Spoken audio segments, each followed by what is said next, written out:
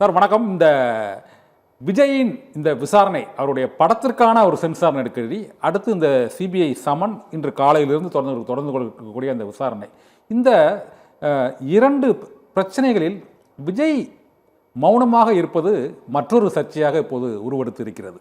அவர் எதிர்வினை ஆற்றாதது ஏன்? மேலும் இதில் இத்தனை மௌனம் தேவையா? சென்சார் பிரச்சனை தொடர்பாக காங்கிரஸ் கட்சியிலிருந்து, பாரதிய ஜனதா கட்சியிலிருந்து அனைத்து கட்சியினருமே இந்த கருத்துக்களை கூறியிருக்கிறார்கள். ஒன்று. இரண்டாவது, இந்த கரூர் துயரம் தொடர்பாக அவருக்கு சிபிஐ சமன் அனுப்பப்பட்டதும் 2026 சட்டமன்ற தேர்தலையொட்டியான ஒரு நெருக்கடி என்று கூறப்படுகிறது. தொடர் நெருக்கடியால் விஜய் அடுத்து என்ன செய்ய போகிறார் என்ற கேள்வி எழுந்திருக்கிறது. உங்களிடம் நீங்க என்ன நினைக்கிறீங்க? நிச்சயமா கண்ணன், அதாவது மௌன நாயகனாக இருந்த விஜய் தன்னுடைய மௌனத்தை இன்று கலைத்து விட்டார். அதாவது கரூர் பெருந்துயரம் தொடர்பாக தன்னுடைய மௌனத்தை கலைத்து இன்று சிபிஐயிடம் பல உண்மைகளை கூறியிருக்கிறார் விஜய். என்ன நடந்தது, தன் கண் முன்னால் என்ன நடந்தது என்பது குறித்தெல்லாம் பேசியிருக்கிறார். நான் டெல்லியில் செய்தியாளராக பணியாற்றிய பொழுது சிபிஐ விசாரணைகளை பல முறை கவர் செய்திருக்கிறேன். அந்த அனுபவத்திலே தற்போது அங்குள்ள சில முக்கியமான சோர்சஸ் அவரிடம் பேசிய போது விஜயிடம் தொடர்ந்து கிரில்லிங் ஆஃப் விஜய் கண்டினியூஸ் என்ற வகையிலே சொல்லியிருக்கிறார். அதாவது தொடர்ந்து விஜயிடம் கிடுக்கிப்பிடி கேள்விகள். காலை 11:25 மணிக்கு உள்ளே விஜய் சிபிஐ அலுவலகத்திற்குள் சென்றிருக்கிறார். செல்லும்போது அவருடன் அவருடைய வழக்கறிஞரும் சென்றிருக்கிறார்கள். அவர் சென்ற பிறகு ஒரு அரை மணி நேரம் அவருடன் யாருமே பேசவில்லை. ஒரு சேரிலே உட்கார வைத்திருக்கிறார்கள். அவருடன் அவருடைய வழக்கறிஞரும் இருந்திருக்கிறார். விஜய் மௌனமாகவே இருந்திருக்கிறார். என்ன செய்வது, யார் வந்து பேசுவார்கள், எந்த அதிகாரி விசாரிக்கப் போகிறார் என்ற எந்த தகவலும் இல்லாமல் இருந்திருக்கிறார்கள். அந்த அரை மணி நேரம் சரியாக 12:10 மணிக்கு தான் அவரிடம் விசாரணையை தொடங்குகிறது.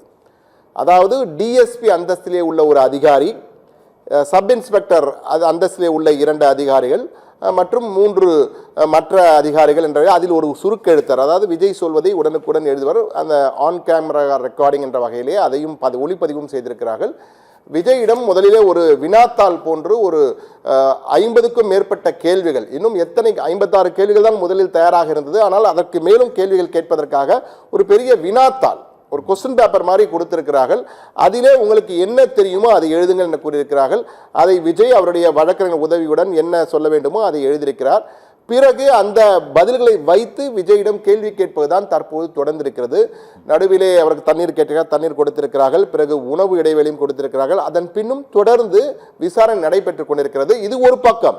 இன்னொரு அறையிலே காவல்துறை அதிகாரிகள், கரூரிலே இருந்த அப்போது ஏடிஜிபியாக இருந்த டேவிட்சன் ஆசிரம் தற்போது டிஜிபியாக இருக்கிறார். அவரிடம் அதே போன்று ஐஜி, அதே போன்று மற்ற காவல்துறை அதிகாரிகள் என அனைவரும் அழைத்து மற்றொரு பக்கத்திலே விசாரணையும் நடைபெற்றுக் கொண்டிருக்கிறது. விஜயிடம் நடைபெற்ற விசாரணை இன்னும் முடியவில்லை. உள்ளேதான் இருக்கிறார் விஜய். தொடர்ந்து நடைபெற்றுக் கொண்டிருக்கிறது. என்றால் விஜய் அந்த கொஸ்டின் பேப்பரிலே என்ன எழுதியிருக்கிறாரோ, என்ன விடை எழுதியிருக்கிறாரோ அந்த விடைக்கு ஏற்ப அவரிடம் மற்ற துணை கேள்விகள் கேட்டுக்கொண்டிருக்கிறார்கள். குறிப்பாக அவர்கள் 2 விடயங்களை அதிகமாக அழுத்தி விஜயிடம் கேட்டிருக்கிறார். இதெல்லாம் உள்ளே இருந்து நமக்கு கிடைத்த தகவல். அதை தான் தற்போது பகிர்ந்து கொண்டிருக்கிறோம். எக்ஸ்க்ளூசிவ் தகவல்களாக இதை கொடுத்து கொண்டிருக்கிறோம். அதில் மிக குறிப்பாக அவர்கள் கேட்டது, நீங்கள் பேசி கொண்டிருக்கும் போது கீழே ஒரு சம்பவம் நடைபெறுகிறது, கீழே மயங்கி விழுகிறார்கள்.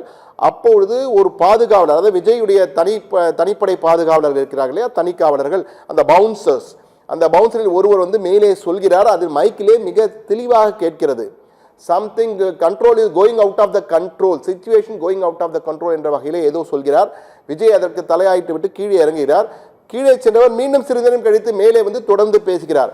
ஒரு சம்பவம் கீழே நடைபெறும் பொழுது அதை நீங்கள் கவனித்தீர்களா, உங்களுக்கு தகவல் வந்ததா, பிறகு ஏன் மீண்டும் பேச்சை தொடர்ந்தீர்கள் போன்ற பல கேள்விகள், அந்த கேள்விகளுக்கு துணை கேள்விகள் கொடுத்து கொண்டிருக்கிறார். அதாவது சிபிஐயிடம் எப்பொழுதுமே சிபிஐ ஒரு வினாத்தாளை கொடுப்பார், அதில் பதில் சொல்ல வேண்டும். அதிலிருந்து குறுக்கு கேள்விகள், துணை கேள்விகள் அடுத்தடுத்து வந்து கொண்டே இருக்கும். அப்போது நாம் பேசுவது ஒவ்வொன்றையும் அவர்கள் குறித்துக் கொள்வார்கள். விஜய் வந்து தற்போது இந்த விசாரணை இன்று தொடர்ந்து நடைபெறுகிறது. இன்றுடன் பொதுவாக 2 நாட்கள் என்றுதான் அவருக்கு சம்மனில் சொல்லியிருக்கிறார்கள். ஆனால் இன்றுடன் முடிவடையுமா இல்லை நாளையும் தொடருமா என்பதை தொடர்ந்து நடைபெற்றுக் கொண்டிருக்கிறது. விசாரணை நிறைவில் தான் நமக்கு தெரியும் இன்றுடன் முடிகிறதா நாளையும் தொடர்கிறதா என்று. ஆனால் கடந்த 6 மணி நேரத்திற்கு மேலாக தொடர்ந்து விஜயிடம் விசாரணை நடைபெற்றுக் கொண்டிருக்கிறது. ஆனால் விசாரணை முடிந்து விட்டது போல் முதலில் ஒரு தகவல் பரவியது. நாம் கூட அந்த செய்தியை ஒளிபரப்படும். ஆனால் தொடர்ந்து நாம் விசாரித்த பொழுது நமக்கு கிடைத்த தகவல், விஜய் இன்னும் சிபிஐ அலுவலகத்தில் தான் இருக்கிறார்.